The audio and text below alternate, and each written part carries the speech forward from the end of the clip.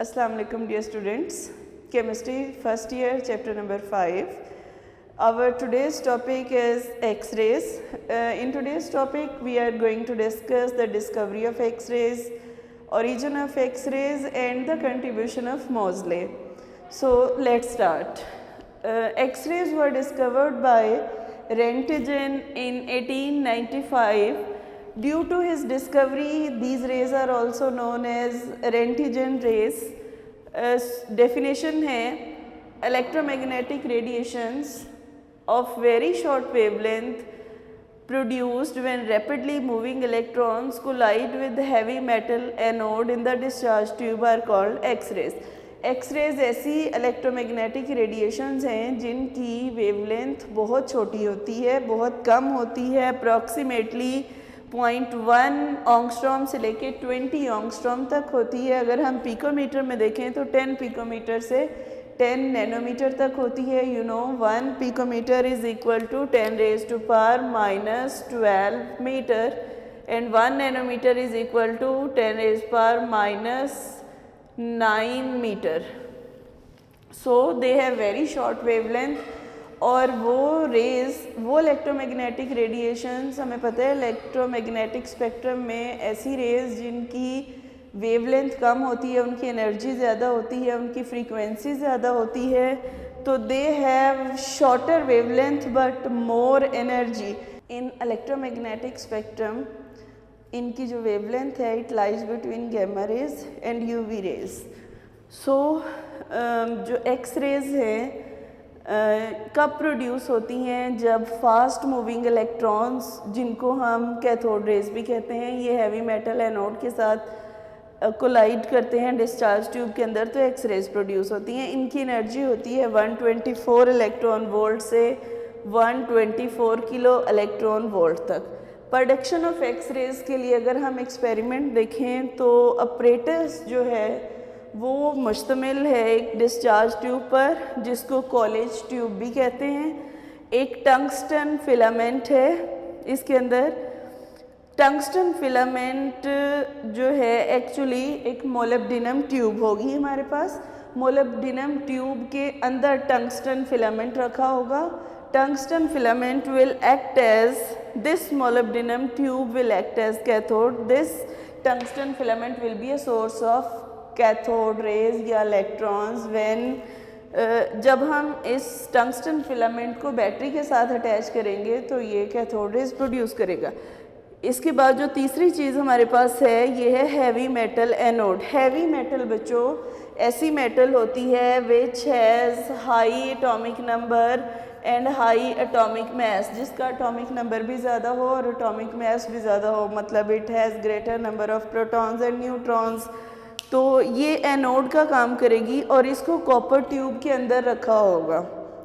Anode और cathode को हम एक डीसी सोर्स के साथ अटैच करेंगे. इन दूसरे अल्फाज में हम एनोड और कैथोड को एक हाई वोल्टेज की बैटरी के साथ अटैच करेंगे. ये हमारे पास जो है डायग्राम है. This one is cathode. Cathode क्या था? टंगस्टन फिलामेंट मोलिब्डेनम ट्यूब के अंदर. उसके बाद ये एनोड है हमारे पास. जब हमने कैथोड को बैटरी के साथ अटैच किया तो हाई स्पीड इलेक्ट्रॉन्स यानी कैथोड रेज प्रोड्यूस हुई. कैथोड रेज इस ट्यूब के अंदर, ये पूरी डिस्चार्ज ट्यूब है जिसको हमने कॉलेज ट्यूब कहा था. इस ट्यूब के अंदर हम प्रेशर को बहुत कम रखेंगे, very low pressure, approximately 10 raised to power -6 torr. और इसके अंदर बच्चों यहाँ पर हमने एक टारगेट मटेरियल रखा हुआ है जिसको हम एंटी कैथोड मटेरियल भी कहेंगे. ये कैथोड रेज यहाँ से मूव करती हुई आ रही हैं. There is a concave surface. इस कनकेव सरफेस का क्या पर्पज़ है? इसका पर्पज़ है कि ये इन सारी जो कैथोड रेज हैं इन सब को एक पॉइंट पे फोकस करेगा और ये सारी जो कैथोड रेज हैं इस एंटी कैथोड मटेरियल पे, जो कि हमारा टारगेट मटेरियल है, ये कोई मेटल है, इसके ऊपर फॉल करेंगी. अब यहाँ पर इम्पॉर्टेंट बात ये है कि हमने इस एंटी कैथोड मटेरियल यानी टारगेट मटेरियल की सरफेस को इंक्लाइंड रखा है। इंक्लाइंड कोई भी ऐसी सरफेस होती है which is at 45 degree angle. इसको 45 रखने का मकसद ये है कि जब एक्सरेज यहाँ से प्रोड्यूस होंगी तो वो चारों डायरेक्शंस में जाएंगी, चारों मीन्स ऑल डायरेक्शंस में जाएंगी। तो हमने एक्सरेज को किसी एक डायरेक्शन में फोकस करना है, मतलब उनको कलेक्ट करने के लिए। तो इंक्लाइंड रखेंगे ताकि ये एक्सरेज यहाँ से परपेंडिकुलरली 90 के एंगल पे यहाँ आए। इस कनकेव सरफेस का ये पर्पस हुआ। Vacuum pump is use to adjust the pressure which is 10⁻⁻6 torr. बच्चों यहाँ से जब ये कैथोड रेज प्रोड्यूस होंगी, इससे पहले आपने ये देखना है कि ये बैटरी का वोल्टेज आप जितना बढ़ाते जाएंगे, जितना बैटरी का वोल्टेज बढ़ाते जाएंगे, कैथोड रेज यानी इलेक्ट्रॉन्स की स्पीड उतनी बढ़ती जाएगी। जितनी ज़्यादा स्पीड होगी इलेक्ट्रॉन्स की, जितनी स्पीड से हाई स्पीड इलेक्ट्रॉन्स इस एंटी कैथोड यानी टारगेट मटेरियल को हिट करेंगे, उतनी ज़्यादा एनर्जी रिलीज़ होगी इस यहाँ से एनोड की तरफ से। तो उस एनर्जी को एडजस्ट करने के लिए एक्सरेज तो प्रोड्यूस होंगी ही, तो हमने यहाँ पर इसकी बैक पे कूलिंग सिस्टम लगाया होता है ताकि इसका जो सिस्टम का टेम्परेचर है, यहाँ पर जो एक्सरेज प्रोड्यूस हुई हैं इनको हम अब कह लें यहाँ पे एक प्लाटिनम स्लिट होगी। हम इन रेडिएशंस को एक प्लाटिनम स्लिट से गुजारेंगे। प्लाटिनम स्लिट से गुजारने के बाद there is an aluminium window. ये एल्यूमिनियम विंडो से इमर्ज होंगी, यानी इस डिस्चार्ज ट्यूब से बाहर आ जाएंगी। जब ये इस डिस्चार्ज ट्यूब से बाहर आएंगी तो इन एक्सरेज को हम फॉल कराएंगे, इन एक्सरेज को फॉल कराएंगे क्रिस्टल के ऊपर। इस क्रिस्टल का नाम है पोटाशियम हेक्सासियानोफेरेट।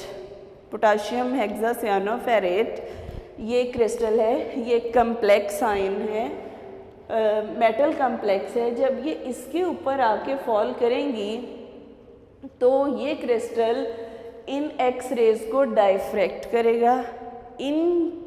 इस क्रिस्टल के एक्स रेज को डाइफ्रैक्ट करने की वजह से लाइन स्पेक्ट्रम बनेगा, जो कि हम आगे डिस्कस करेंगे।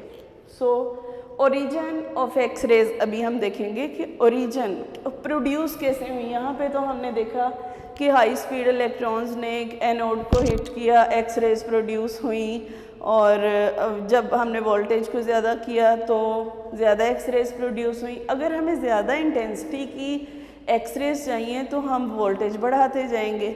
लेकिन क्या मैकेनिज़्म था जिससे एक्स रेज प्रोड्यूस हुई, next we are going to discuss. Origin of X rays जो है ये होता है इनर ट्रांजिशन मैकेनिज़्म के तहत। एटम के अंदर जो इनर इलेक्ट्रॉन्स होते हैं वो ट्रांजिशन होती है। अगर हम यहाँ से देखें, जब हाई स्पीड इलेक्ट्रॉन्स आए ना बैटरी से, जब हमने करंट दिया, जब आपने वोल्टेज को ज़्यादा किया, तो इन्होंने आके अगर के शेल से इस इलेक्ट्रॉन को नॉकआउट किया तो के में यहाँ पे एक वैकेंसी क्रिएट हो गई, यहाँ पर एक होल क्रिएट हुआ, ये वाला इलेक्ट्रॉन बाहर नॉकआउट हो गया। इस होल को फिल करने के लिए, यकीनन इस होल को फिल होना ही है, इस होल को फिल करने के लिए देयर आर टू चांसेस। या तो इलेक्ट्रॉन एल से आएगा के में इस वैकेंसी को फिल करने के लिए, या फिर एम से आएगा। मोर देन 90% चांसेस हैं कि इलेक्ट्रॉन एल शेल से के वाली वैकेंसी को फिल करने के लिए आएगा, और बहुत कम चांसेस हैं कि एम से आए। ज़्यादा चांसेस हैं कि इलेक्ट्रॉन जो है वो एल शेल से के शेल की वैकेंसी को फिल करने के लिए यहाँ पे आएगा। बहुत कम चांसेस हैं कि इलेक्ट्रॉन एम शेल से के में आए। एन से के में आने के चांसेस ना होने के बराबर हैं। तो बच्चों, अगर इलेक्ट्रॉन एल शेल से के में आएगा तो इससे जो रेडिएशंस एमिट होंगी इसको हम कहेंगे, ये हायर से लोअर में आ रहा है ना, तो यकीनन एनर्जी रिलीज होगी। यहाँ से जो रेडिएशंस एमिट होंगी, if electron moves from L to K, इसको हम कहेंगे K अल्फ़ा। अगर इलेक्ट्रॉन M से K में आता है, इसको कहेंगे K बीटा। L से K में आया तो K अल्फ़ा, ये L से K में आया। अगर M से K में आएगा तो K बीटा। इसी तरह अगर ये आपका जो इलेक्ट्रॉन थे, कैथोड रेज थी, उन्होंने L शेल में एक वैकेंसी क्रिएट की है और इस वैकेंसी, इस इलेक्ट्रॉन को नॉकआउट किया है।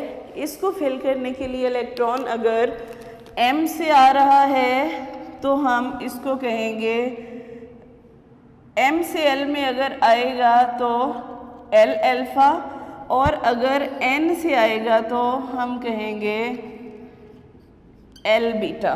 लेकिन यहाँ पर आप एक और बात याद रखेंगे कि जब इलेक्ट्रॉन K से L में आएगा, K अल्फ़ा, तो these will be shorter wave radiations, ये इनकी वेवलेंथ बहुत शॉर्ट होगी।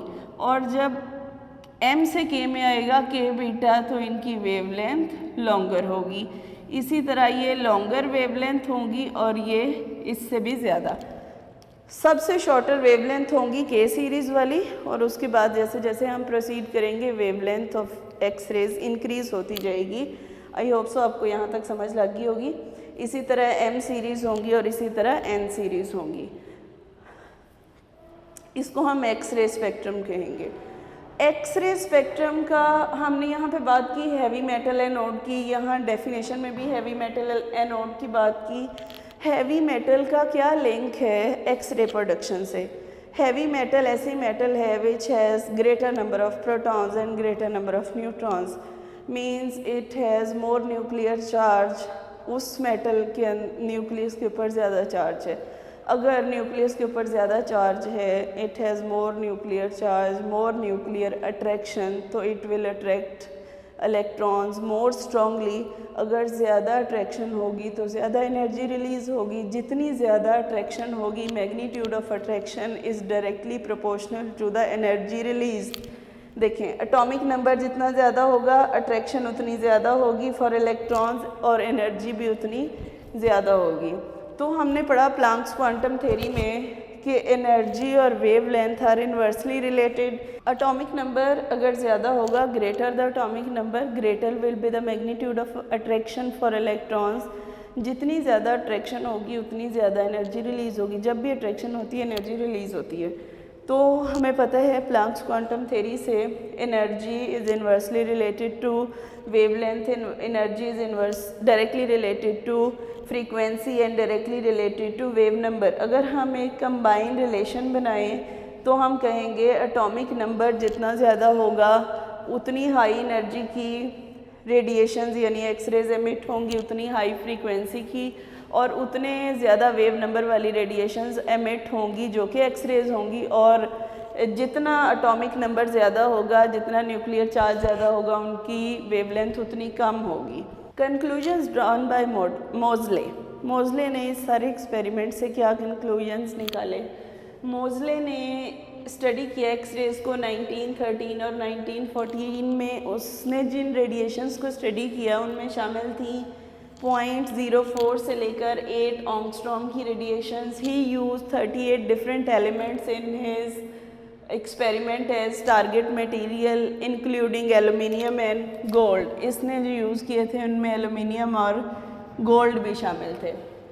उसने अगला जो कंक्लूजन ड्रॉ किया, उसने कहा कि जो हमारे पास स्पेक्ट्रल लाइंस हैं, these are of two types. Spectral lines दो तरह की हैं, कुछ की वेवलेंथ कम है, कुछ की वेवलेंथ ज़्यादा है। तो जो शॉर्टर वेवलेंथ वाली रेडिएशंस हैं उनको हम के सीरीज़ का नाम देंगे, and those radiations which have longer wavelength उनको हम एल सीरीज़ का नाम देंगे। जैसा कि हमने पहले डिस्कस किया कि wavelength is inversely related to atomic number. Atomic number जितना ज़्यादा होगा वेवलेंथ उतनी कम होगी एमिटेड एक्सरेज की, और एनर्जी उतनी ज़्यादा होगी। उसने एक रिलेशनशिप ड्रॉ किया मोज़ले ने between frequency and atomic number. ये जो है फ्रीक्वेंसी है nu is directly related to the square of, अगर हम इन दोनों का स्क्वायर लें तो ये जो एटॉमिक नंबर का स्क्वायर है इस स्क्वायर रूट से कैंसिल हो जाएगा, इससे कैंसिल हो जाएगा और ये आ जाएगा हमारे पास फाइनल एक्सप्रेशन ये आता है। ठीक है, अगर हम इसको ग्राफिकल फॉर्म में देखें तो ग्राफिकल फॉर्म में हमारे पास है एक्स एक्सिस पे हमने लिया एटॉमिक नंबर और वाई एक्सिस पे हमने लिया है स्क्वायर रूट ऑफ फ्रीक्वेंसी। तो एक स्ट्रेट लाइन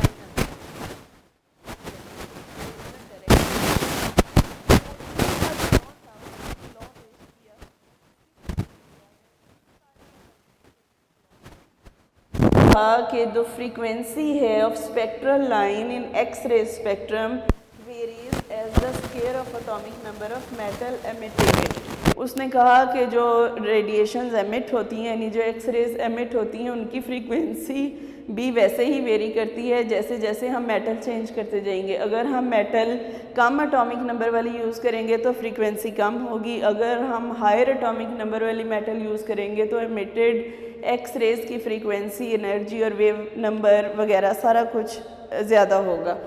तो मोज़ले का जो लॉ है उसकी मैथमेटिकल फॉर्म अगर हम देखें तो square root of nu is equal to a into Z minus b. यहाँ पर ए और बी दोनों कांस्टेंट हैं। ए जो है it is a proportionality constant and b is screening constant which is the characteristic of metal जिसको हम target material या एंटी कैथोड मटेरियल के तौर पे यूज़ करें जो एक्चुअली एक्सरेज एमिट कर रही है। यहाँ से मोज़ले लॉ से हमें ये भी पता चलता है कि जो मेटल है उसकी फ़िज़िकल प्रॉपर्टीज़ और उसकी chemical properties are based on atomic number not atomic mass.